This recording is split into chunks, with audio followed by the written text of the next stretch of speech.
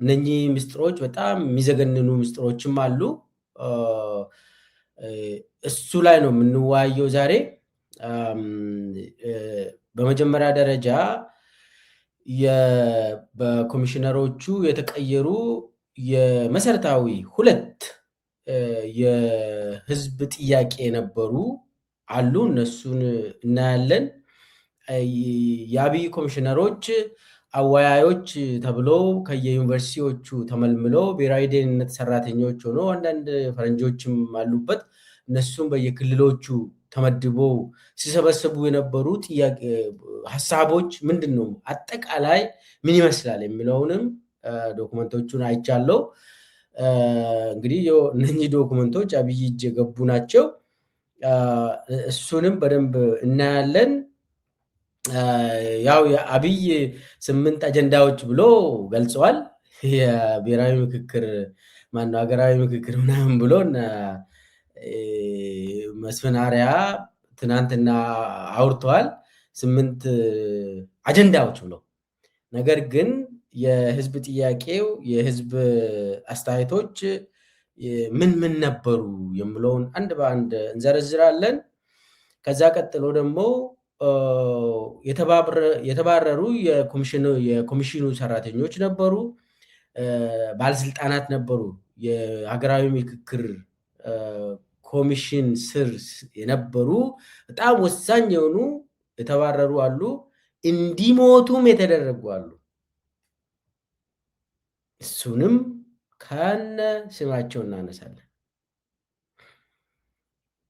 መጨረሻ ላይ ደግሞ አብይን ለማሞሸር ከፍተኛ ድግስ እየተደረገ ነው። ያ ድግስ በጣም የሚገርም ጥሪ ሁሉ የተደረገላቸው እነማን ማን ነበሩ? በጣም ሎቢስቶች፣ አብይ የመደባቸው ሎቢስቶች በአሜሪካ፣ በአውሮፓ፣ አፍሪካ ውስጥ ቢሊየንስ ተመድበው ከፍተኛ አመራሮች እንዲገኙ ያ የመጨረሻ የብሔራዊ ምክክር ጉባኤው ማጠቃለያ ላይ ተገኝቶ እንዲያደምቁለት የተጋበዙ አሉ። መዓት ዲፕሎማቶች ተጋብዘዋል። እነሱንም አንድ በአንድ እናወራለን፣ እናነሳለን። እስከ መጨረሻ ድረስ ተከታተሉን እያልን ቻናሉን ሰብስክራይብ ያላደረጋችሁ ቻናሉን ሰብስክራይብ አድርጉ፣ ላይክ፣ ኮሜንት፣ ሼር አድርጉ፣ ሀሳባችሁን ስጡን። ቀጥታ ወደ ኮሚሽነሮቹ የቀየሩት የህዝብ ጥያቄዎች እንሂድ። አሁን አብይ ትናንትና 8 ሀገራዊ አጀንዳዎች ምናምን ብሎ በመስፍን አርአያ በኩል ነግሮናል።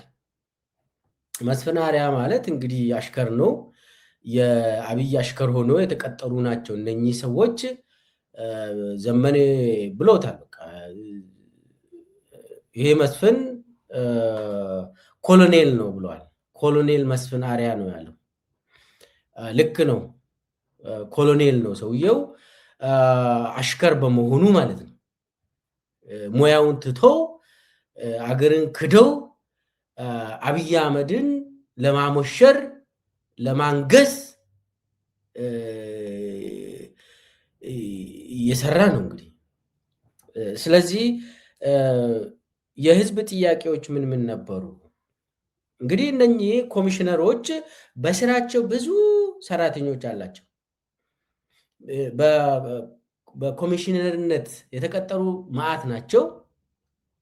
ከዛ እነሱ ደግሞ በስራቸው በጣም ብዙ አወያዮችን መርጦ ነበር። ከዩኒቨርሲቲዎች ከኢትዮጵያ ዩኒቨርሲቲዎች ብዙ ሰዎች ተመልምለው ባክግራውንዳቸው ቼክ ተደርገው ለብልጽግና ታማኝ ናቸው ወይ ተብለው ሁሉ በቃ ቼክ ከተደረገ በኋላ እነኚህ የህዝብን የሚያወያዩ ተብሎ ተመድቧል።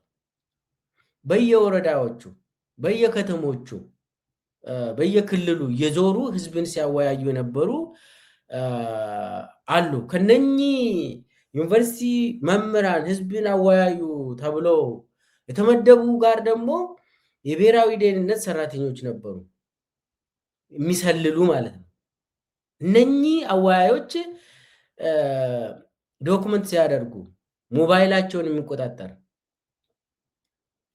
ምን እንደሚበሉ፣ ከማን ጋር እንደሚገናኙ፣ ከማን ጋር እንደሚደዋወሉ የሚከታተል የብሔራዊ ደህንነት ሰራተኞች ከነሱ ጋር ተመድበው ነበር። ያው በአጠቃላይ ማዕት ስለሆኑ ትንሽ ይከብዳል ለመቆጣጠር። ያው መረጃዎች ይመጣሉ ማለት ነው፣ የግድ ይመጣሉ፣ ይወጣሉ። እዛ ውስጥም ፈረንጆችም ነበሩ። ፈረንጆቹ ምንም አያውቁም፣ ዝም ብሎ ነው ደሞዛችን የሚበሉት። ግን ብሔራዊ ማነው ይሄ የሀገራዊ ምክክር ምናምን የተባለው ፈረንጆችንም ቀጥሮ እየበሉ ነው እነኚህ ፈረንጆች። እንግዲህ ከላይ ጥያቄዎች ብዙ ጥያቄዎችን ይዞ ነው የተሰማሩት እነኚህ ኮሚሽነሮች የቀጠሯቸው። የአወያይ የተባለው መዓት ጥያቄዎችን ነው ይዞ እና ገበሬው ተሰብስቦ ተጠይቋል። የከተማ ነዋሪዎችም ተሰብስቦ ግን እዚህ ላይ የተሰበሰቡ ሰዎች አብይን ይደግፋሉ ተብሎ ነው የተሰበሰቡት። ግን ደግሞ የተሰበሰበ ህዝብ የተጠየቁትን ትተው ምንድነው አሁን መለወጥ ያለበት ብላችሁ ታስባላችሁ ነው ዋናው ጥያቄው። በኢትዮጵያ ፖለቲካ ስርዓት፣ በኢትዮጵያ ፖለቲካ ውስጥ ምን መቀየር አለባቸው፣ ምንስ መቆየት አለባቸው ብላችሁ ነው የምታስቡት ብሎ ነው እነኚህ ህዝብ በአጠቃላይ የተጠየቀው። እና የሚገርም ነገር በአማራ ክልልም በኦሮሚያ ክልልም በደቡብ አሁን አብይ የሸነሸናቸው አካባቢም የትግራይ ተወላጆችም የተጠየቁት ተመሳሳይ ጥያቄ ነው። ምንድን ነው ምን መቀየር አለበት ኢትዮጵያ ውስጥ በኢኮኖሚ፣ በፖለቲካ፣ በማህበራዊ ዘርፍ በተለያየ እንትን ምን መቀየር አለበት፣ ምንስ መቆየት አለበት የሚል ነው። እዚህ ዙሪያ ላይ ነው ጥያቄዎቹን ይዞ ወደ ታች የወረዱት እነኚህ አወያዮች። ከዚህ ውስጥ የሚገርም ነገር አብዛኛው የኢትዮጵያ ህዝብ ምን መቀየር አለበት ተብሎ ሲጠየቅ መልሳቸውን ላሳያችሁ ነው። የህዝብ አስተያየት በትግራይ ተወላጆች ሙሉ በሙሉ የተጠየቁት አብይ ይውረድ ነው፣ ሽግግር መንግስት ይቋቋም ነው። የአማራ ውስጥ ደግሞ የህዝብ አስተያየት ነው። አሁን እኔ አዳምጡ። የአብይ ሰራተኞች የብሔራዊ አገራዊ ምክክር ሰዎች የጠየቁት ምን መለወጥ አለበት ብሎ ሲጠይቁ፣ ለምሳሌ ህገ መንግስት፣ ፌዴራሊዝም፣ አዲስ አበባ ምንትስዮ ምናምን ተብሎ አሁን ትናንትና መስፍናሪያ ያወራዋል። እሱ አይደለም ህዝቡ አሁን በዚህ ሰዓት ምን መለወጥ አለበት ተብሎ ሲጠየቅ አብይ ይውረድ ነው እንዳለ። ከአማራ ክልል 97 የሚሆን ፐርሰንት ሀሳብ ሰጪው ካድሬ ናቸው ተብሎ እኮ ነው የተሰበሰቡት እነኚህ የህዝብ አካል የሆኑት። 97% የአማራ ውስጥ ሀሳብ የሰጡ አብይ ይውረድ፣ የሽግግር መንግስት ይቋቋም።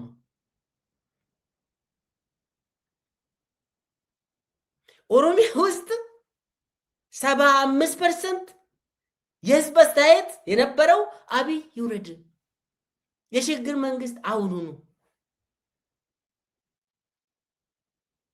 የ25%ቱ ያው ፋርሴ ቡላና ይሄ አዳማ ላይ የተሰበሰበው ከላይ ይሄ ካድሬው ዝም ብሎ ያው ኦብቪየስሊ 25% ይይዛሉ የሚል ግምት አለኝ። ግን አብዛኛው ነዋሪ የኦሮሚያ 75%ቱ አብይ መስት ጎ፣ የሽግግር መንግስት አሁኑኑ ይቋቋም። ይሄ ነው በቃ የምንፈልገው፣ ሰላም ነው የምንፈልገው ነው። የደቡብ አካባቢ ደግሞ 68% ሀሳብ የሰጡ ሰዎች 68% እነሱ አብይ ይሽል ነው የሽግግር መንግስት ወዲያውኑ ይቋቋም ነው።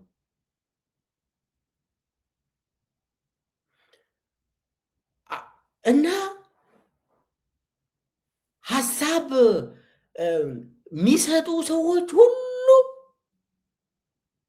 እና አብይ የላካቸው ሰዎች የጠበቁት ይሄኛው ከዚህ አንቀጽ ይውጣ፣ ይሄ ደግሞ አዲስ አበባ ደግሞ እንደዚህ ይሁን፣ እንደዚህ በዚህ በኩል ይግባ፣ ይሄ ደግሞ ክልል እንደዚህ ይሁን፣ ወልቃይት እንደዚህ ይሁን ብላ እንደዛ አይነት ነገር ነበር የጠበቁት።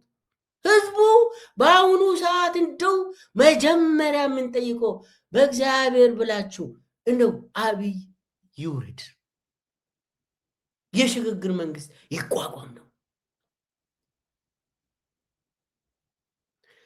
አዋዮቹ ሾክድ ነው የሆኑት። ከዛ ምንድን ነው የሆነው? በክልል ደረጃ ይሄ ሐሳብ እንደዚህ ወደ ፌዴራል መሄድ የለበትም፣ ይቀር፣ ዶክመንቱ ሁሉ ይቀር በክልል ደረጃ ተብሎ ከዛ ኦሮሚያ አካባቢ እምቢ አሉ። ቀጥታ ይሄ እንደወረደ ለአብይ ይሰጥ፣ እንደወረደ ከአማራ ክልል እንደወረደ ለአብይ ስጡ። ምንም የምንቀይረው ነገር የለም።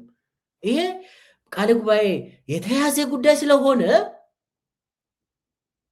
ምንም የምንቀይረው ነገር የለም፣ ቀይረንም የምናመጣ ነገር የለም በማለት ከደቡብ ክልሎችም ከኦሮሚያም ከአማራም ከትግራይ ተወላጆች የተሰበሰበም ሙሉ ዶሴው ሙሉ ይኸው አብይ የተባለውን አንብብ ተብሎ ለአብይ ተሰጠ እና የመጀመሪያ ለአብይ ሳይሰጡ በፊት ብሔራዊ ምክክር ሰዎች ኮሚሽነሮቹ ተሰብስቦ ይሄ ይቀር፣ ምንድን ነው የሆነ ያለው? ችግር ለመፍታት ነው እንጂ የባሰ ችግር ለማምጣት አይደለም የተመደብነው ብሎ መስፈናሪያ ያዙኝ ልቀቁኛል። ዮናስ አዳ የሚባል አደገኛ የሆነ የምክክር ሀገራዊ ምክክር ኮሚሽነር የሚባለው የአብይ ተላላኪ ሰውዬ ዮናስ አዳ የሚባል አደገኛ ሰው፣ በጣም አደገኛ ሰው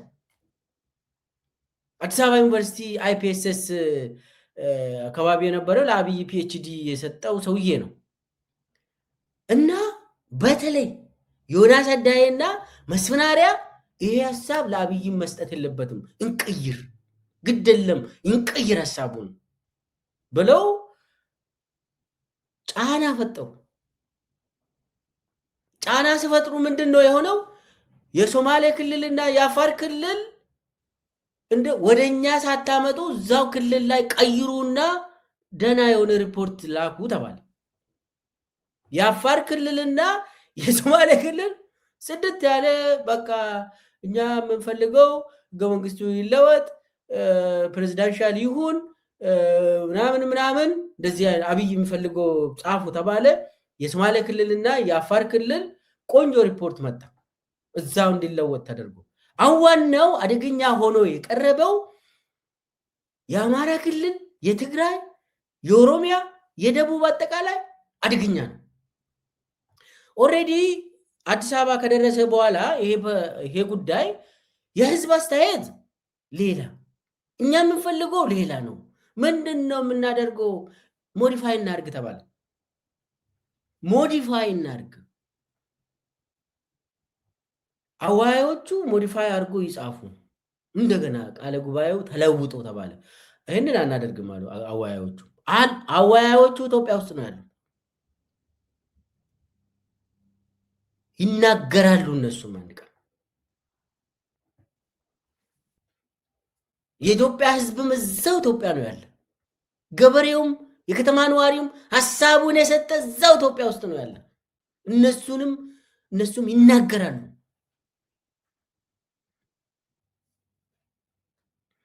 እና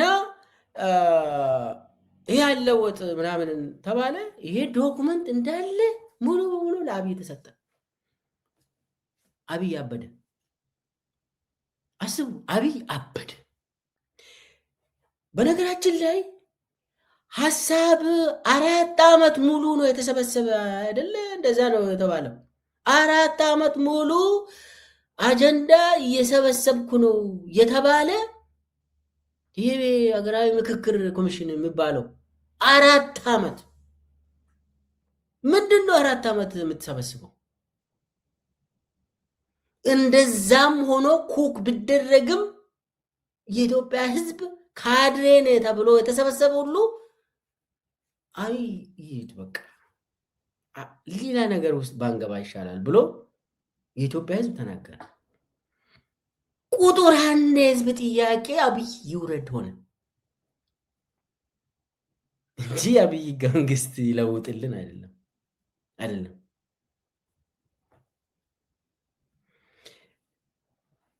ሰው ከዛ በኋላ ይሄ ነገር ሞዲፋይም አልተደረገም። ከዛ አብይ ምንድን ነው በቀጭን ትዕዛዝ የሰበሰባችሁት ሁሉ አንብቤያለሁ፣ አጀንዳ 8 ነው፣ በቃ ይህንን አሳውቁ ተባለ። ከህዝብ በተሰበሰበው ሌላ በብሬኪንግ ኒውስ የተነገረን ተቃራኒ ሆኖ ተገኘ። የኢትዮጵያ ህዝብ ፍላጎቱ ሌላ፣ የአብይ ፍላጎትና የሀገራዊ ምክክር ኮሚሽን ተብሎ የተሰየመው ሌላ ተቃራኒ፣ የእርስ በርስ የሚቃረኑ። የኢትዮጵያ ህዝብ የሚፈልገው በዚህ ሰዓት አብይ ይውረድ ነው። ይሄ ደግሞ አብይ አንብቦታል። የአማራ ህዝብ 97%ቱ አይወደኝም ብሎ አብይ ዶክመንቱን ቴብል የራሱ ወንበር ላይ ያስቀምጧል። ኦሮሞ 75% እንዴት ብሎ አብይ አይተዋል። እኔ ደቡብስ 68% ማናሰበ ጦርነት የለም ብለን ነው ደቡብ ውስጥ አሁን የምንገምተው አይደል? የባሰ ነው ጉዳዩ እዛ። አብይ አሁን ወደ ታች አካባቢ ደቡብ ውስጥ እንደፈለግኩ ከሲዳማ እስከ ጂንካ እንደፈለግኩ ወክ አረጋለሁ ይላል። የለም ደቡብ ውስጥ አብይ ይሄድ ነው እዛ። እና የህዝብ ጥያቄ ይሄ ነው። ይሄ በተጨባጭ አብይ ቴብል ላይ ያለ ጉዳይ ነው እኔ እያወራው ያለሁት። ስለዚህ አሁን ምንድን ነው የሆነው? አብይ ዶክመንቱን ካገኘ በኋላ አትወደኝም፣ ስለዚህ አጀንዳ አይቆምም። እኔ የጀመርኩት ይህንን አጀንዳ የዛሬ 6 ዓመት ነው። ህገ መንግስቱም የዛሬ 6 ዓመት ያለቀ ጉዳይ ነው። ስለዚህ እኔ ይሄንን ሀገራዊ ምክክር ብዬ ሰዎቹ ወደ ታች የላኩት የአንተን ሀሳብ ለማየት ነው እንጂ እኔ የጀመርኩትን እጨርሳለሁ ነው ያለ። ዋናው ነገር አንተ የምታስበውን አውቄያለሁ ብሎ አብይ አሁን አማራ ህዝብ ላይ ቂም ይዟል፣ ኦሮሞ ህዝብ ላይ ቂም ይዟል፣ ትግራይ ላይ ቂም፣ የደቡብ ህዝብ ላይ ቂም ይዟል። አብይ እየበቀለ ነው። አብይ ዝም ብዬ አይደለም ይሄን ማወራ፣ በተጨባጭ ነው። በተጨባጭ ቂም እየተበቀለ ነው አብይ በሲስተማቲክ በሆነ መንገድ ልብ ትርታህን አዳምጫለሁ። እኔ ያሰብኩት ነገር አይቆምም፣ ግን አንተ ምን እንደምታስብ ተረድቻለሁ ነው አለ አብይ። ይሄ ነው እንቅጩ፣ ይሄ ነው አብይ ቂሙን እየተበቀለ ነው። አሁን አማራ ህዝብ እያለቀ ነው ትላለን፣ ገና ያልቃል እንጂ አብይ በፕሮግራም ነው የሚሄደው። ኦሮሞ እያለቀ ነው ትላለን፣ ገና መች አለቀ? አብይ ቂሙን አያ ምን ይለወጥልህ ሲባል ካድሬ ሆኖ እንደው ካድሬ ነው ተብሎ የመጣ ሁሉ አብይ ይውረድ። አብይ ይህንን ከሰማ በኋላ ምን እንደሚያደርግ ያውቃል።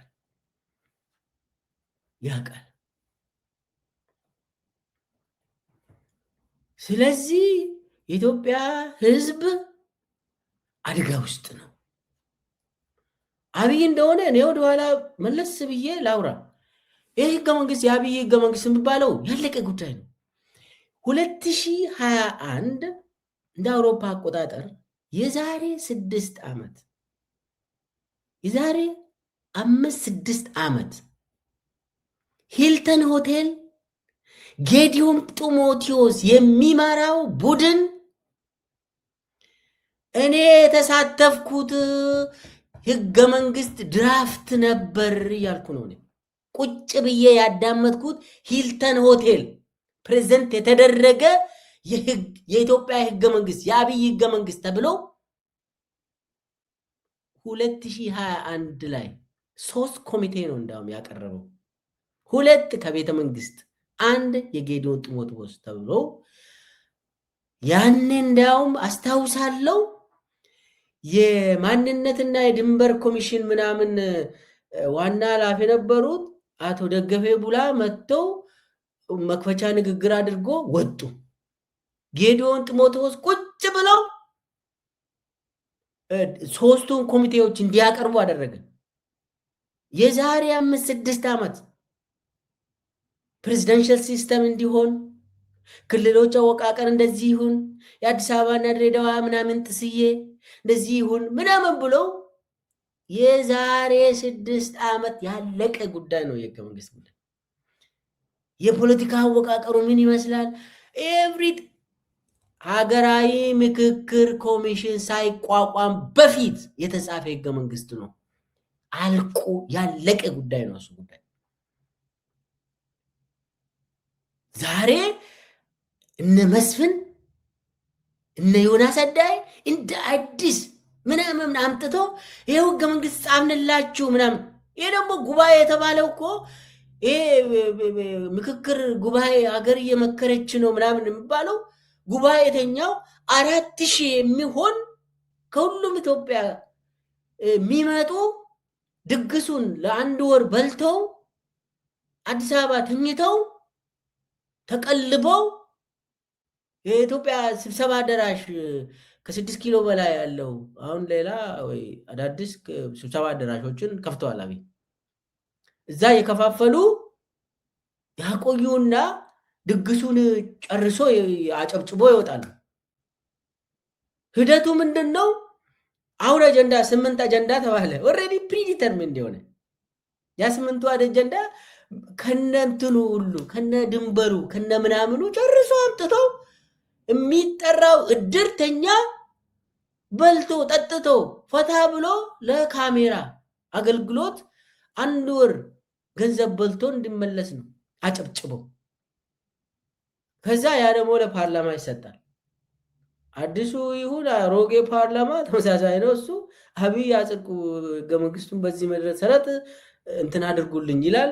በዛ መሰረት አዲስ ህገ መንግስት የአብይ አህመድ እንትኑን እዚህ ላይ አድርጎለት ንግስናውን አድርጎ ህገ መንግስቱን ፍትሐ ነገሥቱ ይነበብለታል ለአብይ። በቃ እዛ መሰረት ጸደቀ ይባላል። ክልሎች ደግሞ በ2 ሰዓት ውስጥ ቸብቸብ አድርጋችሁ ላኩ ይባላል። አብዛኛው ክልል ደግሞ ለጥበሉ ነው እንዳለ እንደ ሽመልስ እና አረጋ ከበደ ምናምን ቶሎ በፍጥነት በ1 ሰዓት ውስጥ የክልሉ ምክር ቤት ራሱ ላስፈልግ ይችላል ጽፎ በቃ ጨርሰናል ወዳጅ አለቃችን ብሎ ይመልሳሉ። በቃ አብይ የሚባል ነገሰ ይባላል። በአዲስ መልክ መጥተናል ይላል አብይ። ፕሮሰሱ ይሄ ነው እና ኤቭሪቲንግ ያለቀ ጉዳይ ነው። እሱ እኮ ቆየ እኮ። እኔ እንዲያውም የትግራይ ጦርነት ነው፣ ከዛ ደግሞ የአማራ ጦርነት የኦሮሚያ ጦርነት ነው እንዲሁ እየተጓተተ ምናምን እያለ ነው እንጂ ህገ መንግስቱማ ከተጻፈ ከጸደቀ ጌዲዮን ያኔ ኮንስቲቱሽናል ሙቭመንት ብሎ በየቦታ እየሄደ ጌዲዮን ጢሞቴዎስ በቃ ኮንስቲቱሽናል ሙቭመንት ምናምን እያለ ያወራ ነበር። አዲስ ህገ መንግስት በአዲስ አመራር ጋር ለኢትዮጵያ ይላል እና ህገ መንግስቱ እንደሆነ ቆየ። አሁን አብይ ያደረገው ለይስሙላ ህዝቡን አሳተፍኩ ብሎ ሂዶ ያገኘው ሐሳብ ግን ተቃራኒ ሆኖ አብይን አስደንግጠው አብይ ዶክመንቱን አንብበው ተገናኘን አለ። አወኳችሁ፣ አሁን ገና ነው ያወኳችሁ፣ መች ሞትሽ። አብይ ነው በቃ ቂም እየተበቀለ ነው አብይ።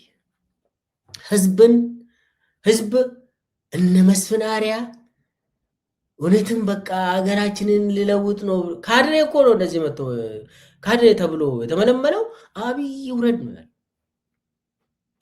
ሽግግር መንግስት ያስፈልጋል። አብይ ጋር ደረሰ ሄዶ ህዝቡ ያልቃል። ስለዚህ የህዝብ ጥያቄ የነበረው ሌላ ነው ለማለት ነው። የህዝብ አስተያየት፣ የህዝብ ጥያቄ ሌላ ነው። 8 አጀንዳ ተብሎ በሰበር ዜና የመጣው ትናንትና እሱ የአብይ ሰበር ዜና ነው እንጂ የህዝብ ሰበር ዜና አልነበረም። እዚህ ውስጥ አይደለም። ይሄ ሰበር ዜና ውስጥ የአብይ ጉዳይ የአብይ የህዝብ አይደለም፣ የአብይ ሰበር ዜና ነው። ሰው ህዝቡ ተናግሯል። እዚህ ላይ በደንብ ማውራት ያለብን እነ መስፍን አርአያ በታሪክ የሚጠየቁ ሰዎች፣ እነ ዮናስ አዳዬ በታሪክ የሚጠየቁ ወንጀል የሰሩ ትልቅ ኢትዮጵያ ህዝብ ላይ ኃጢአት የሰሩ የህዝብን ሐሳብ አስተያየት ገልብጦ የአብይን ሐሳብ ነገሩ።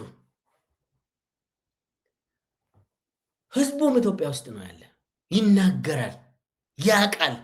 ህዝቡ በተለይ ደግሞ አወያዮቹ በዲቴል ያውቃሉ። ይሄንን አወያዮቹ ይናገራሉ። ትናንትና ይህንን መግለጫ ሳይሰጡ በፊት የነኚህ ኮሚሽነሮች የሚባሉ ይህንን መግለጫ በሰበር ዜና ጠብቁን፣ እየመጣን ነው፣ ሴንሴሽናል በሆነ መንገድ ለ2 ሰዓት 3 ሰዓት ቁጭ ብሎ የኢትዮጵያ ህዝብ ምን ይዞ እየመጡ ነው ብሎ ሲጠብቅ ነበር። ምንድነው የሆነው? መጥተው 8ቱ አጀንዳ ብሎ አመጡ። 8 ዓመት ገዝቶን 8 አጀንዳ ሰጠን እና እነኚህ ሰዎች ይጠየቃሉ።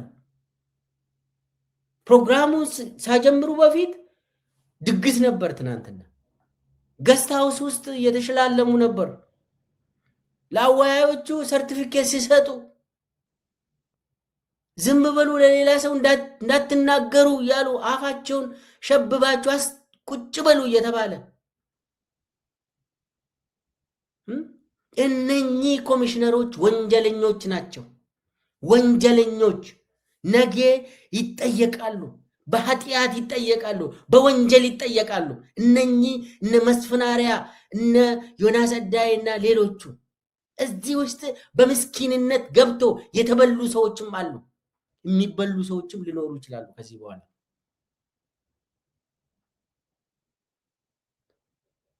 የኢትዮጵያ ህዝብ ጥያቄው ግልጽ ነው። ታውቃላችሁ እናንተ ኮሚሽነሮች ዶኩመንቱን ለአብይ ሰጥታችሁ አብይ እንዲያርዳቸው አድርጋችኋል። አብይ ቂመኛ እንደሆነም ታውቃላችሁ። በስተት የኢትዮጵያን ስልጣን የያዘ ሰውዬ አብይ አህመድ በደም የሚጨማለቅ ሰው፣ በሚሊዮን የሚጨርስ ሰው ቂመኛ እንደሆነ እያወቃችሁ ዶኩመንቱን ሰጣችሁ። ሰውዬው ቂሙን እየተበቀለ ነው። የህዝብን አጀንዳ ደብቃችሁ የአብይን አጀንዳ ነገራችሁ። ህዝቡ የጠየቀው ምንድን ነው? መስፍን አርአያ ተናገር፣ ዮናስ አዳዬ ተናገር። ህዝቡ የነገረ ምንድን ነው? አወያዮቹ ጽፎ ያስረከቡ ምንድን ነው? የኢትዮጵያ ህዝብ ቁጭ ብሎ እያዳመጠ ነው፣ እያየ ነው። ይሄንን ሁሉ የህዝብ አስተያየቱ ይታወቃል፣ ወጥቷል፣ እየወጣም ነው።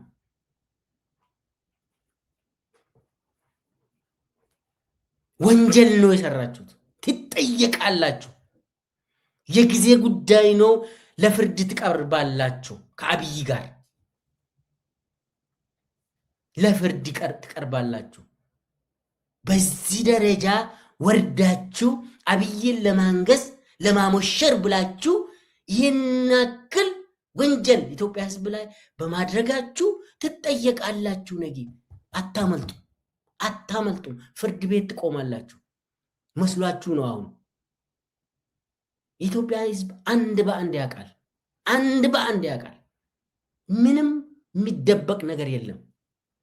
የምታሸግሽጉት ነገር የለም። አንዳንዴ ትንቀጠቀጣላችሁ እኮ እንደዚህ ትወራላችሁ። ለምን? ያደረጋችሁት ነገር ስለምታውቁት። ከ5 ቀን በፊት መስፍን ነው ምሁራን ዝም ማለቱ በጣም ከብዶብኛል ምናምን ይላል። ደግሞ መጠየቅከው ምሁራን ትጠየቃለህ። የጊዜ ጉዳይ ነው። ትጠየቃለህ። መስፍን ለፍርድ ትቀርባለህ። ኢትዮጵያውያን ይቀጣሉ። አንተ መስፍን ትቀጣለህ። ዮናስ አዳይም ትቀጣለህ። ከወንጀለኛ ጋር በመተባበር የኢትዮጵያውያንን ድምፅ በማፈን ትጠየቃላችሁ። በመተባበር ወንጀለኛ ጋር በመተባበር ትጠየቃላችሁ። አቡዳቢም ከሱ ጋር ከአብይ ጋር አታመልጡም። የለም። እዚህ ላይ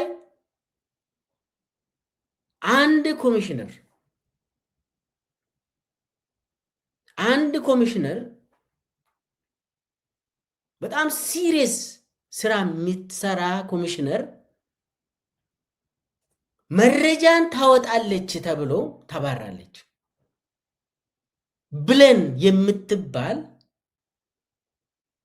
ትውልድ ትግራዋይ የሆነች መጀመሪያ አብይ ራሱ መድቧት በኋላ ተጋሩ ነች፣ ምስጢር እያወጣች ነው ተብሎ አብይ ራሱ ጠርቷት ከዚህ በኋላ እንዳትሳተፊ ዝም ብለሽ ጥፊ ተባለ። አሁን የት እንዳለች አይታወቅም። ብለን የምትባል ታውቃላችሁ?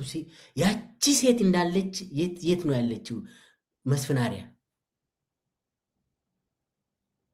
የት ነው ያለችው? ብለን ሞተች፣ ታሰረች፣ የት ነው የገባች? አብይ ራሱ ምስጢር እያወጣች ነው ብሎ ብለን የምትባል ሲኒየር የሆነ ፖዚሽን ላይ ነበረች።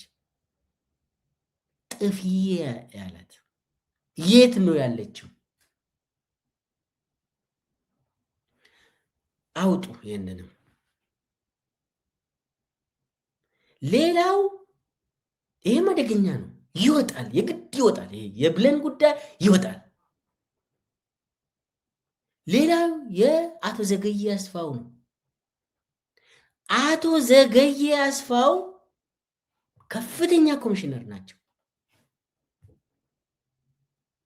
ቅርብ ጊዜ ነው የሞቱት። አቶ ዘገየ አስፋው የልብ ህመምተኛ እንደሆኑ ይታወቃል። በየጊዜው ውጭ ሀገር ሄዶ ይታከማሉ።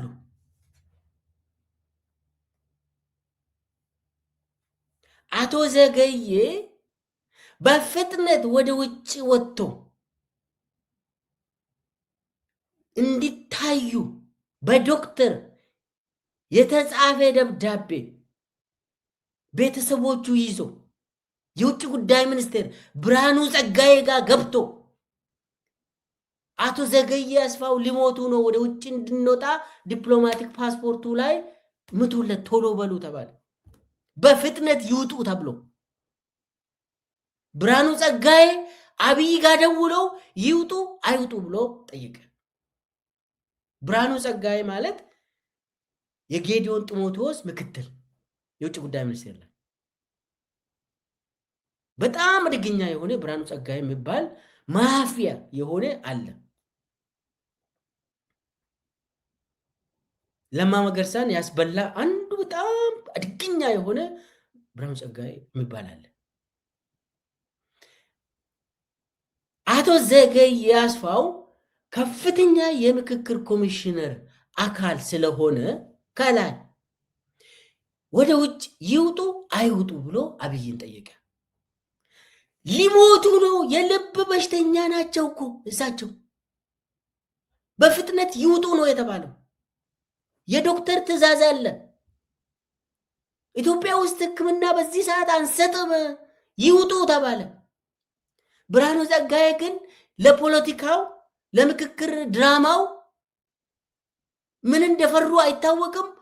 ይውጡ ይመታቸው፣ ዲፕሎማቲክ ፓስፖርት ነው ያላቸው። ለምን? የሀገር ከፍተኛ ኮሚሽነር ስለሆኑ።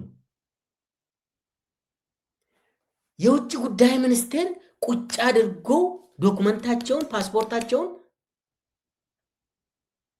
ኢትዮጵያ ውስጥ እንዲሞቱ አደረጉ።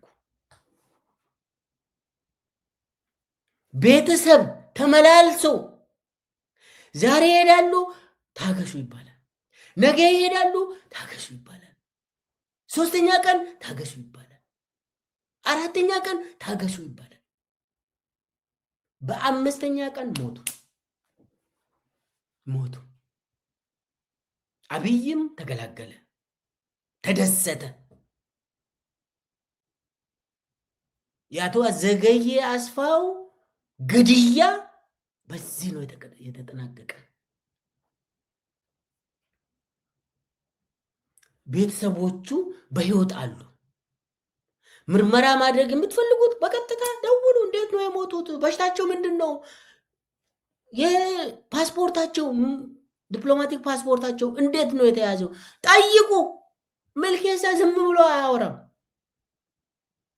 እኔ እዛ የውጭ ጉዳይ ሚኒስቴር የተደረገው ነገር ነው የማውቀው። ያሳዝናል። እኚህ የኢትዮጵያ ባለውለታ አቶ ዘገየ አስፋው መሬት ለአራሹ የሚል በደርግ ጊዜ ወደ መጀመሪያ የደርግ ግዛት ሲጀምር የንጉሱ ስርዓት ከወደቀ በኋላ መሬት ለአራሹ የሚለውን አዋጅ ያዘጋጁ እኚህ የኢትዮጵያ ባለውለታ በቀላሉ በአብይ እጅ ሞቱ። እነ ብርሃኑ ጸጋዬ አስገደሉት አውቆ። የልብ በሽታ ፋታ እንደማይሰጥ እየታወቀ የዶኩመንት ተጽፎላቸው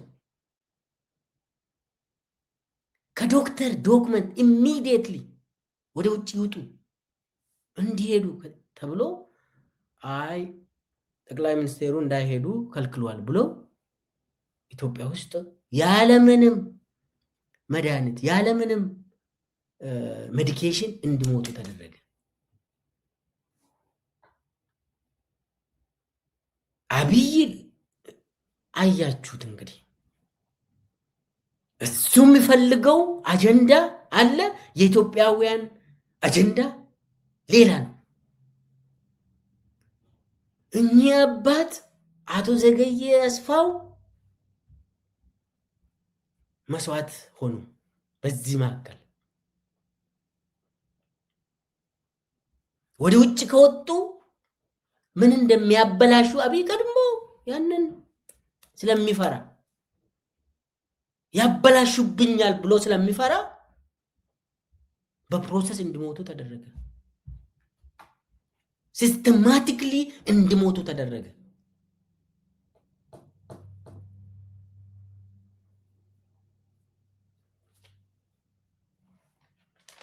ምናልባት የማይዋሹ ሊሆኑ ይችላሉ እሳቸው። ለምን ባክግራውንዳቸው በትክክል የምናውቀው ሰዎች እኚህ አቶ ዘገየ አስፋው የሚዋሹ አይደሉም። በትክክል ለኢትዮጵያ ሕዝብ እንዲያልፍላቸው ችግር እንዲፈታላቸው የሚፈልጉ ምስኪን ነበሩ። የታወቀ ነው ይሄ። ከአብይ ጋር በምንም ተአምር መስራት አይችሉም። የአብይ ድራማን ካራክተር ሆኖ መጫወት አይችሉም። እኚህ ትልቅ ታሪክ ያላቸው አቶ ዘገየ አስፋው በዚህ በከልካሻ በአብይ ድራማ አይገዙም፣ አይንበረከኩም። ግልጽ ነው። ይሄ ግድያቸው ፖለቲካ ነው። ለምን አብይ እንደዛ እንዳደረገ ግልጽ ነው።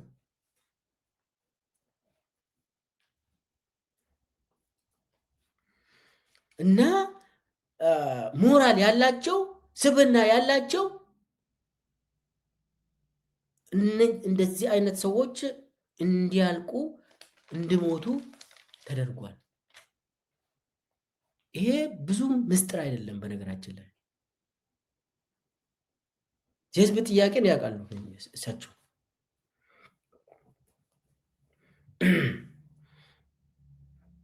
እና ድራማውን መጫወት አይችሉም እሳቸው። አሁን እንግዲህ ድግሱ መጥቷል። ድግሱ ሐምሌ 8 ይጀምራል ብሏል አብይ። ለሐምሌ 8 ከሐምሌ 8 ጀምሮ ከሁሉም ከኢትዮጵያ ክልሎች 4000 የሚሆኑ ሰርገኞች አዲስ አበባ ይገባሉ። ለዛ ደግሞ የተበጀተው ባጀት ቢሊየንስ ነው። ቢሊየንስ። ለማጠቃለያ ደግሞ አብይን ለማሞሸር ጥሪ የተደረገላቸው ደግሞ የሚገርም ነው። ሁሉም የአፍሪካ መሪዎች ተጋብዘዋል። የአፍሪካ ህብረት፣ አውሮፓ ውስጥ ተመድቦ ሎቢስቶች መጨረሻው ማሳረጊያው ቀን ላይ ተገኙልኝ። እኔ አዲስ ህገ መንግስት እያመጣው ነው፣ የፖለቲካ ስርዓቱን ለውጬ እንትን በቃ ለመጀመሪያ ጊዜ ኢትዮጵያ ውስጥ እንደዚህ አይነት ማሲቭ የሆነ ነገር ለማካሄድ ተገኙልኝ ብሎ ሎቢስቶች በቢሊየን ገንዘብ ተመድበው አሜሪካ ድረስ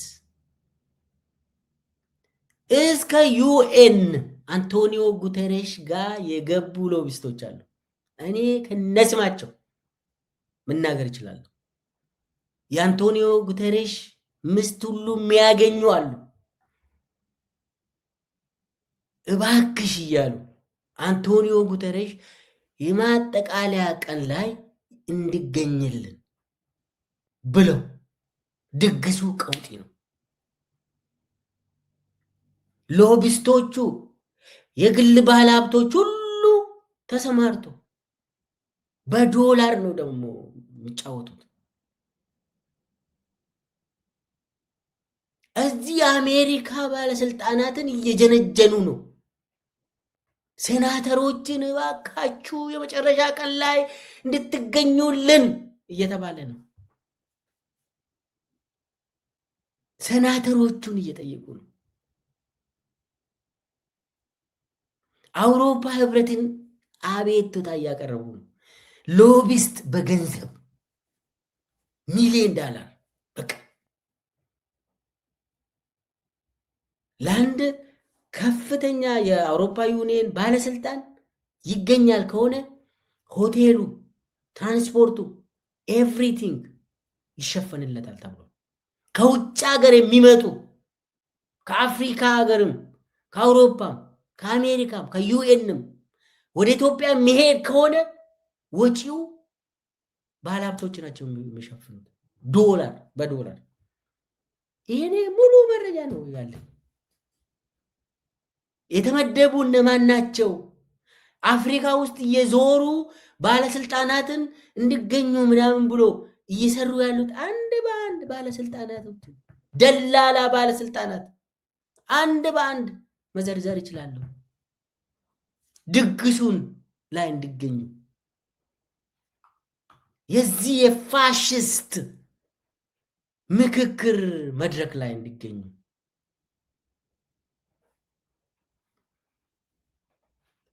የኢትዮጵያ ገንዘብ በቢሊየን ተመድበው ኢትዮጵያውያን በረሃብ እያለቁ ባለበት ሰዓት ደሞዝ እንኳን መክፈል አንችልም እየተባለ ለዚህ ደግሞ ለዚህ ድራማ ለዚህ የማሞሸር ፕሮግራም ላይ አብይን እንደገና ሙሽራ አድርጎ ለማሳየት ደግሞ የኢትዮጵያ ሀብት በቢሊየን ተመድበው ፕሮግራም እያደረጉ ነው። ጥሪ እየተደረገ ነው። ሎቢስቶች በከፍተኛ ተመድበው እየሄዱ ነው። ይሄ እንግዲህ ናሽናል ዳያሎግ እያካሄድን ነው ብሎ ነው የሚያወሩት። ከአውሮፓና ከአሜሪካ የተጠየቀው እስከማውቀው ድረስ ህወሓት ፋኖና የኦሮሞ ነጻነት ሰራዊት ይሳተፋሉ ወይ ብሎ ይጠይቃሉ። አሁን አብይ አዎ እያለ ነው። እንዴት እጅ ሰጥቶ የገቡት ይሳተፋሉ እያለ ነው። ጌታቸው ረዳም ህወሓት ሆኖ ይሳተፋሉ መሰለኝ። እና እኔ ለ30 ቀን 4000 ካድሬን መልምለው ለ30 ቀን አዲስ አበባ ውስጥ ሲቀመጡ እስቲ ያስቡ። ለአንድ ሰው ሆቴል አንድ ቀን አንድ ሌሊት ደግሞ ስታንዳርዱን የጠበቀ ሆቴል ነው እየተያዘላቸው ያለ። ለ30 ቀን ነው የሚቆዩት። 3 ሳምንት እስከ 4 ሳምንት ነው የተባለው። የሚበሉት አበል የሆቴል እስቲ ምቱ እናንተ። ከውጭ ሀገር የሚመጡ ተብለው ደግሞ በዶላር ነው የምታስቡት። ኢትዮጵያ ገንዘብ፣ ኢትዮጵያ ሀብት፣ የምስኪኑ ገንዘብ በማይሆን በተራ ነገር እየተበላሸ እንደዚህ እየሆነ ነው። የራሱ የአብይ ህገ መንግስት እንደሆነ ድሮ ነው የተጻፈው። አብይ ህገ መንግስት ይህንን ህገ መንግስት አላከብርም ብሎ ቆየ እኮ የራሱን ህገ መንግስት የጻፈው። ይህ ሁሉ ገንዘብ፣ ይህ ሁሉ ድራማ ለምን አስፈለገ?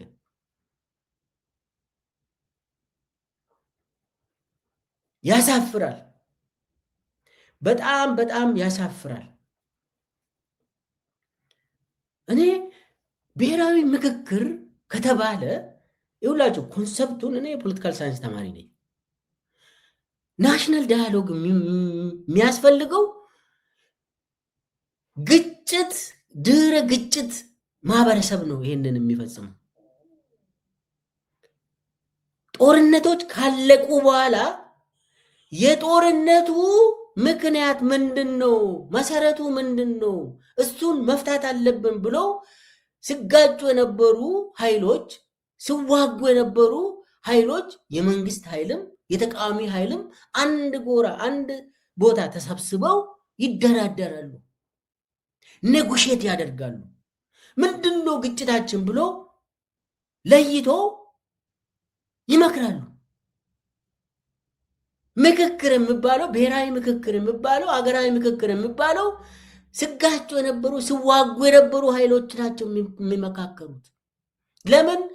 የግጭታቸውን ኮዝ ለይቶ ለማወቅ ከዛ እሱን ለመፍታት አዲስ ህገ መንግስት ካስፈለጋቸው አዲስ ህገ መንግስትን ያውጃሉ ተስማምጡ። አሁን የአብይ ብሔራዊ ምክክር የሚባለው ማን ነው የሚመካከረው? ቲዲኤፍ አይሳተፍም፣ ፋኖ አይሳተፍም፣ የኦሮሞ ነጻነት ሰራዊት አይሳተፍም፣ እነ መረራ ጉዲና እንኳን አይሳተፉም። አዲስ አበባ የሚቀመጡ ተቃዋሚ ፓርቲዎች እንኳን አይሳተፉም። ምን የሚሉት ነው ይሄ ምክክር የሚባለው? የአንድ የፋሽስት ሰውዬ ካድሬውን ሰብስበው ዓለም አቀፍ ግብዣ አድርገው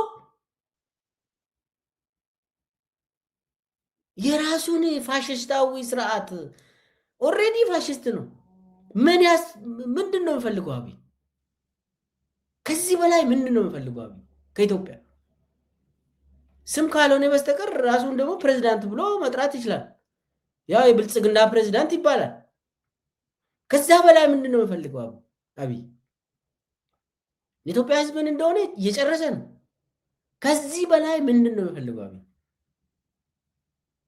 እኔ አይገባኝም። ይሄ አገራዊ ምክክርም አይደለም። አንድ ሰው ሰራተኞችን ቀጥሮ እንደዚህ ስሩልኝ ብሎ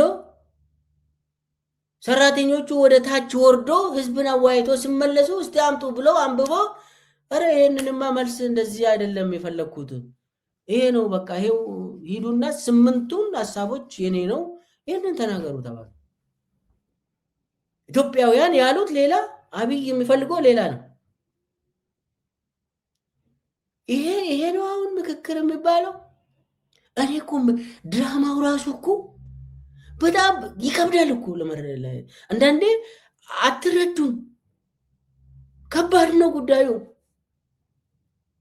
ይህ ናርሲሲስት ነው ሰውየው።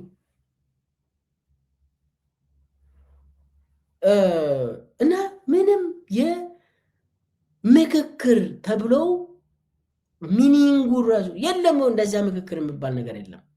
ይህ ካድሬ ስራ ራሱ እንደዚህ አይሆንም። አንዳንዴ እኮ እኔ ድርጅት ሰውም ነበርኩኝ፣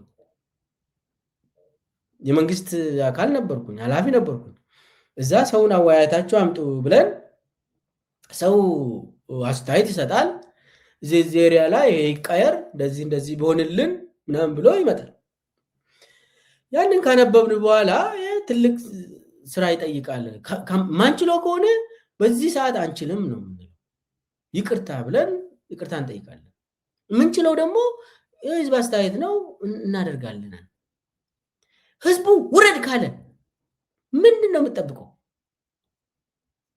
ህዝቡ አንፈልግም አንተ ማየት አንፈልግም ካለ ምንድን ነው የምጠብቀው? ውረድ እንጂ በግድ ካልገዛው ካልጨፍጨፍኩ ካላጠፋው ትላለ። ህዝቡ ተናገረ። ዶክመንቱን እንደገና አንብብና ከዚህ በላይ ምን ላድርግ? ሰስቴነብል አይሆንም እኮ በቀጣይነት እኮ አትገዛም። ህዝቡ ነግሮሃል። የጊዜ ጉዳይ ነው እንጂ ህዝቡ ነግሮሃል። ስለዚህ የአማራ ህዝብ 97% አንተን አይፈልግም። ይሄ ደግሞ አንተ የመደብከው አወያይ ቡድን ነው። ከየክልል ከየወረዳ እየሄደ ከሰው የሰማውን አንተ ካድሬ ነው ብለ ያዘጋጀው ሰዎች ናቸው። 97% አይፈልግም። በቃ ውረድ፣ ሰላም ይመጣል። ይሄ ነው ምክክር ማለት።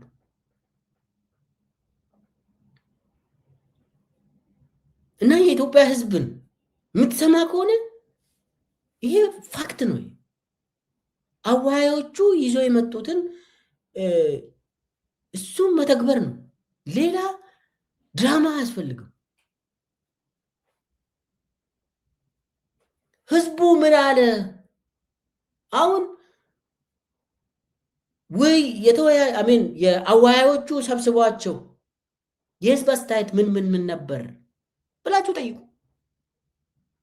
ህዝቡም ኢትዮጵያ ውስጥ ነው ያለ፣ እዛው ነው ከአብይ ጋር እየኖረ ነው።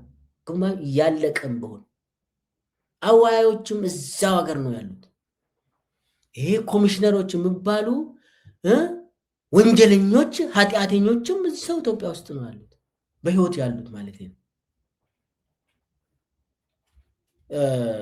ስለዚህ የኢትዮጵያ ህዝብ ድምፅ ይሰማ። ህዝቡ ያለው ግልጽ ይሁን። እዚህ ላይ መናገር የሚፈልገው አብይ በአንድ ዓመት ውስጥ 2 ጊዜ ህዝብን አጭበረበረ። 2 ጊዜ።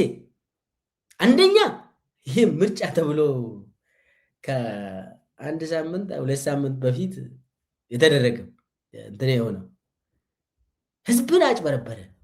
አሁን ደግሞ በዚህ ምክክር ምናምን ተብሎ ከታች ወደ ላይ የመጣውን የህዝብ አስተያየትን አጭበረበረ። በአንድ ዓመት ውስጥ ሁለት ጊዜ የኢትዮጵያ ህዝብን ንቆ አብይ አጭበረበራቸው። ይሄ አሳፋሪ ነው፣ ወንጀል ነው፣ ትልቅ ትልቅ ሀገራዊ ኃጢአት ነው፣ ያስጠይቃል። ህዝብ ያለውን ቀይረ ይሄማ ሀገርን ያጠፋል፣ እኛ ችግርን ለመፍታት ነው እንጂ ችግርን ለማበላሸት ለማባባስ አይደለም ብለ የህዝብን አስተያየት የህዝብን ሀሳብ ትለውጣለ፣ ታፍናለ። አይሆንም፣ አይሆንም፣ ትጠየቃለ። ይሄ የግድ ነው፣ ትጠየቃለ። አሁን ወደ መጨረሻ ላይ መናገር የምፈልገው ህዝቡ ተናግሯል። ህዝቡ ስለተናገረ አብይን አይፈልግም። ህዝቡ አብይ ይውረድ ነው የህዝብ ጥያቄ። የሽግግር መንግስት አሁን ነው የህዝብ ጥያቄ። ሁሉም የኢትዮጵያውያን ጥያቄ አብይ ይውረድ ነው። ስለዚህ 4 ዓመትም ሰብስበ ይዜ የመጣው ማሳረጊያው አብይ ይሂድ ከተባለ ይህንን ሆኖ መግለጽ ያለብን። ትጠየቃለህ፣ ነገር ትጠየቃለህ።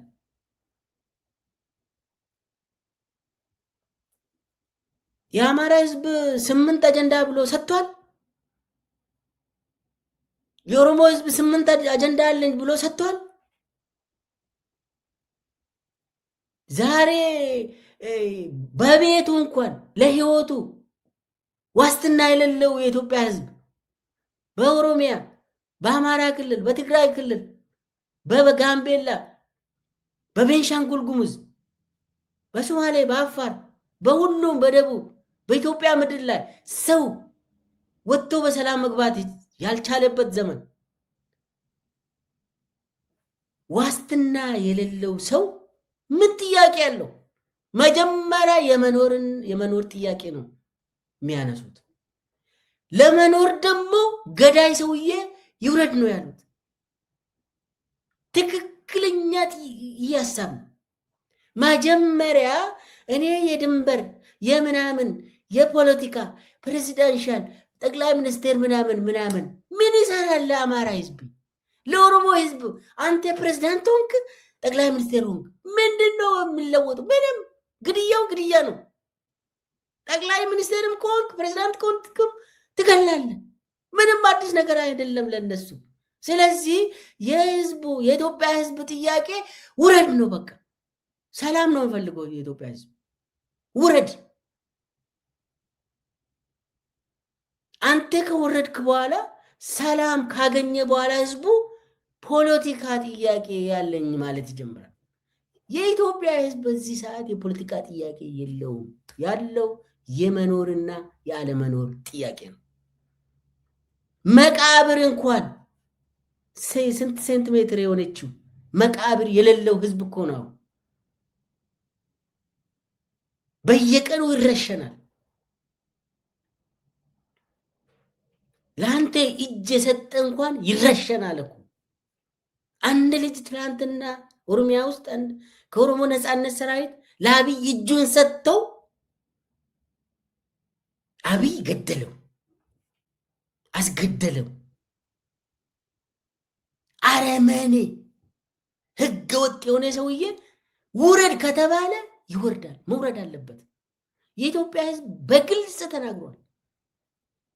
ውረድ ነው ያለው እንጂ አዲስ ህገ መንግስት ምንጥስዮ የምታወራው ነገር በዚህ ሰዓት የኢትዮጵያ ህዝብ ጥያቄ አንድና አንድ ነው። የመኖርና ያለመኖር ጥያቄ ነው።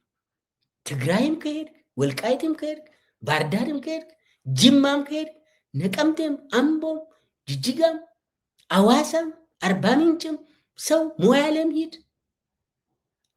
አሶሳም ሂድ። የህዝብ ጥያቄ መኖርና አለመኖር ውስጥ ነው። ትገላለህ አንተ። አትግደለኝ ውረድ ነው ያለ።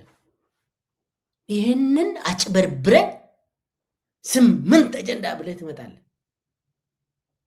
8ን ጨርሳል፣ ውረድ። ያንተ 8,000 ደርሷል። እና እዚህ ላይ የአማራ ህዝብ የኦሮሞ ህዝብ ይሄ ነው ጥያቄ። የትግራይ ወይ ህዝብ 8 አጀንዳ ነው ጥያቄ። እንደዚህ ነው ያልከው። አብይ አዋረደ፣ ናቀ፣ ገደለ። ቂም ይዞልብ በየቀኑ በድሮን እየጨፈጨፈ አሁንም እየገደለ ይቀጥላል።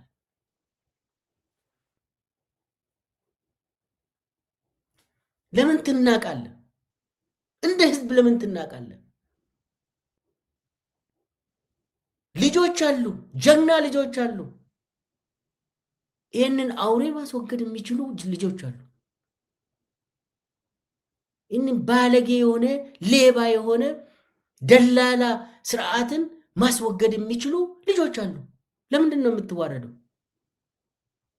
የኢትዮጵያ ህዝብ ለምን ትዋረዳለህ? ለምን ትናቃለህ? ለምን ይጫወትብሃል? ይሄ ሰውዬ፣ ይሄ ሌባ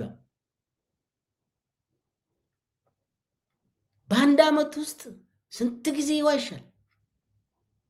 ስንት ጊዜ ድምፅን አጭበረበረ?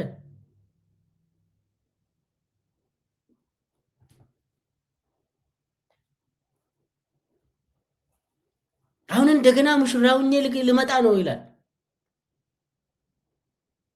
የኢትዮጵያ ህዝብ ኦልሬዲ አልቆልሃል ነው ያለ። እሱ ደግሞ አይ አልሞሸርኩም ይላል። አብይ ገና ነው እንጂ እንዴ ይላል።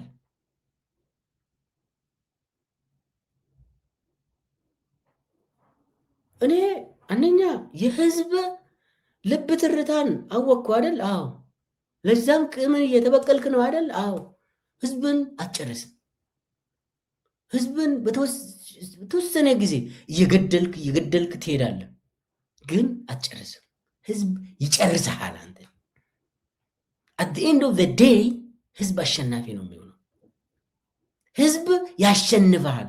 1,000,000% እርግጠኛውን የምናገረው አብይ ይሸነፋል በህዝብ። ህዝቡ ተናግሯል። ለዚህ ነው በኦሮሚያ ውስጥ የተቃዋሚዎቹ ድጋፍ እየጨመረ አንተን ጠሉ። በአማራ ክልል የፋኖ ድጋፍ 100%፣ ያንተ ካድሬም ወደ ፋኖ እየገባ ነው። የተወሰኑ ሆዳም ተላላኪዎችን ታገኛለህ። እሱ ያጸዳሉ። ይሄንን የትግራይ ህዝብም ተወሰኑ እየገዛው ነው። ማሊያ እየቀየሩ ወደ እኔ እየተቀላቀሉ ነው ትላለህ። ብዙ ዘልቆ አይሄድም፣ ሩቅ አይሄድም። ያ በህዝብ ትግል ትሸነፋለህ። አብይ አህመድ አንተ ህልም እንደገና ሙሽራውኜ ፕሬዚዳንት ይሆናለሁ ነው አይደል? አይመስለኝም። ትሞክራለህ፣ አዎ። ግን እንደዚህ እሳት ከስር አንተ ላይ እሳት ተተኩሶ እንደማትተኛ አውቃለሁ። አተኛ፣ እንቅልፍ አይሰጥም። በከተማ በገጠር እንቅልፍ አይሰጥም። አንተ ጨካኝ ስለሆንክ፣ ሳይኮፓት ስለሆንክ፣ ሰውን በየቀኑ እየጨረስክ እየገደልክ በቂም በቀል ምንም አይሰማም፣ ርኅራኄ የለኝም ብለህ አልጸጸትም እያልክ የሳይኮሎጂ በሽተኛ ስለሆንክ ምንም አይሰማም። በሚሊዮኖችን ጨርሰ ምንም ስለማይሰማ ቀጥላለሁ ትላለህ አይደል? በጉልበት ያሸንፋሉ ማለት ነው። በጉልበት ትሸነፋለህ ማለት ነው።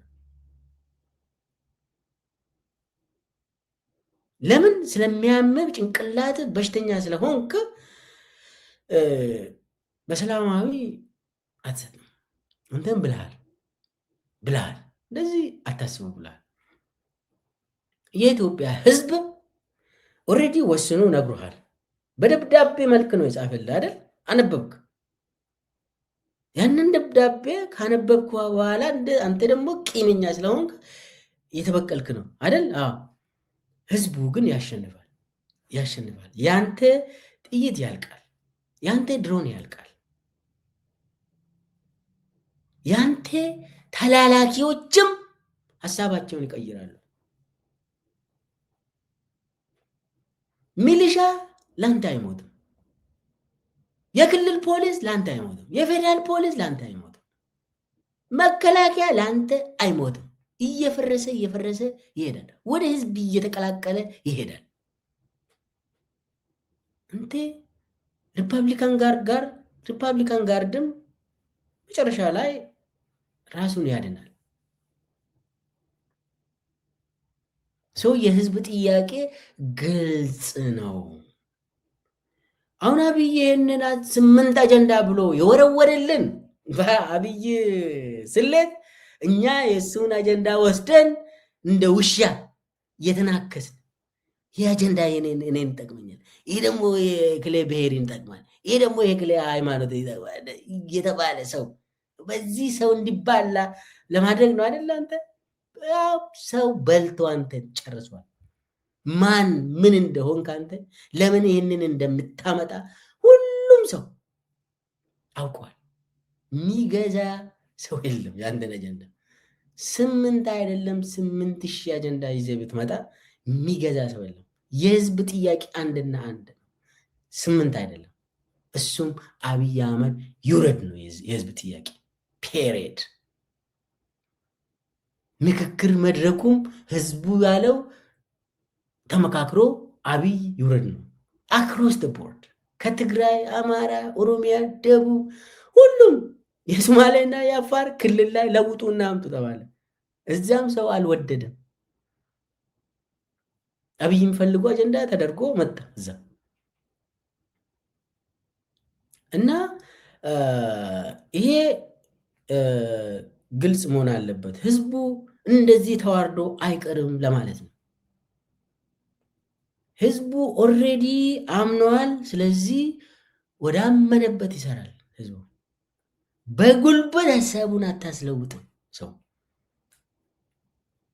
ሰውን ለተወሰነ ጊዜ በማስፈራራት በመግደል በማሸበር ትንሽ እንትን ልታደርግ ትችላለህ። ነገር ግን አንደ ህዝቡ ከጠላ መከቤሌ ራሱ እኮ ተናግሯል። ያንተ መከቤሌ ዘ ፕሪንስ ውስጥ ህዝቡ ከወደደ ቆንጆ፣ ህዝቡ አንተን ከፈራም ጥሩ፣ ወዶ አንተን ከፈራ ቆንጆ፣ ግን ህዝቡ አንተን ከጠላ ሂድ ይላል መከቤሌ። እሱንም አንብብ ሂድና፣ ህዝቡ አንተን ከጠላ የጊዜ ጉዳይ ነው እንጂ ንጉሱን ያባራል ይላል መከቤሌ። ያችን ገጽም ነበብ አድርግ። ህዝቡ ጠልቷል፣ ስለዚህ ያባራል። እሱም አንቀጹን አንብብ፣ ጃምፕ አታደርግ እሱ ላይ። ይሄ በፍቅርና በማስፈራራት ብቻ በፍርሃት ብቻ ገዛለሁ የምለውን ውሰድ። እሱም ወስደ እየሰራ ነው። እሱ ዋናው መምሪያ የአንተ መምሪያ ነው። ግን እቺ ሄትሬድ የምትለውን ዋንስ the people hate you you have to go ይላል። ያችን መስመርም ነበብ እያደረግ እለፍ እንጂ ህዝቡ ተናግሯል። እንደዚህ ህዝቡ ተንቆ አንተን እንደገና ሙሽራ አድርጎ አሹም ራስን ሙሽራ ታረግ ይሆናል። ስለዚህ በአጠቃላይ ክረምት ላይ አብይ ሙቶ ተማሙቶችን ያደርጋል። እችን ለማድረግ ነው። የሱ ፍራቻ ምንድን ነው? እኔን የሚቃወሙኝ ህዝብ እንደ ህዝብ እኮ ነው አብይ ጠላት አድርጎ አማራን ጠላት አድርጎ ኦሮሞን፣ ትግራዊን ሁሉንም ጠላት አድርጎ እንደ ህዝብ ነው እየተዋጋ ያለው አብይ። ያው ሸኔ ጽንፈኛ ፋኖ ምናምን ውሸት ነው እሱ። አትግዙ። እሱ አብይ እንደ ህዝብ ነው እየተዋጋ ያለ።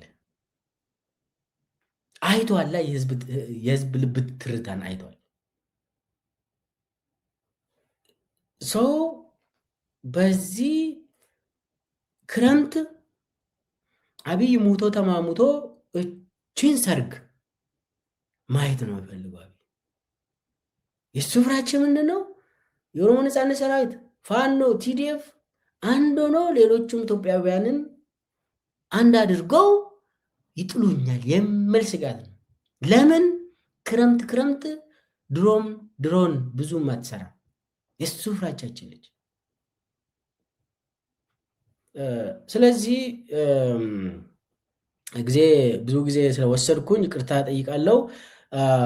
የኢትዮጵያ ሕዝብ ይህንን አጀንዳ የአብይ አጀንዳ በምንም ተአምር እንዳይቀበል ይህ ውሻ አጀንዳ ይሄ የኛ አጀንዳ አይደለም።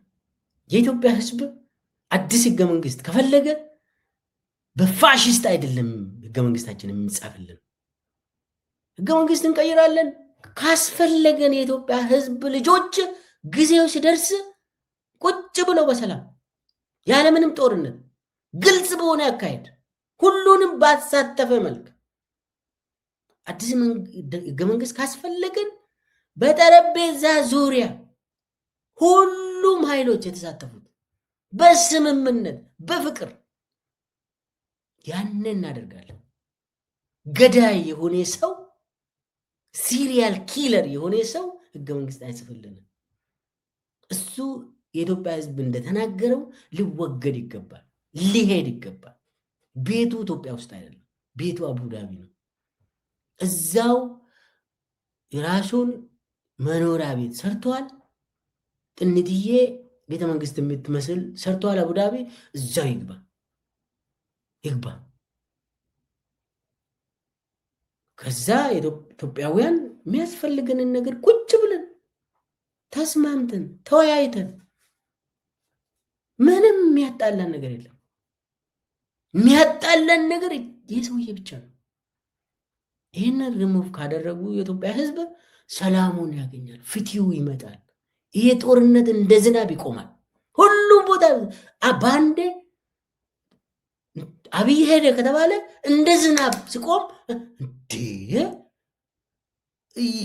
ጉድ ነው የምትሉት። ሰውየውን በሉ። ከዛ የኢትዮጵያ ህዝብ ቁጭ ብሎ ይመካከራል። ያ ነው የትክክለኛ ምክክር የሚባለው። ያ ነው ወደ ሰላም፣ ወደ ፍትህ፣ ወደ ብሩህ ተስፋ የሚወስደን።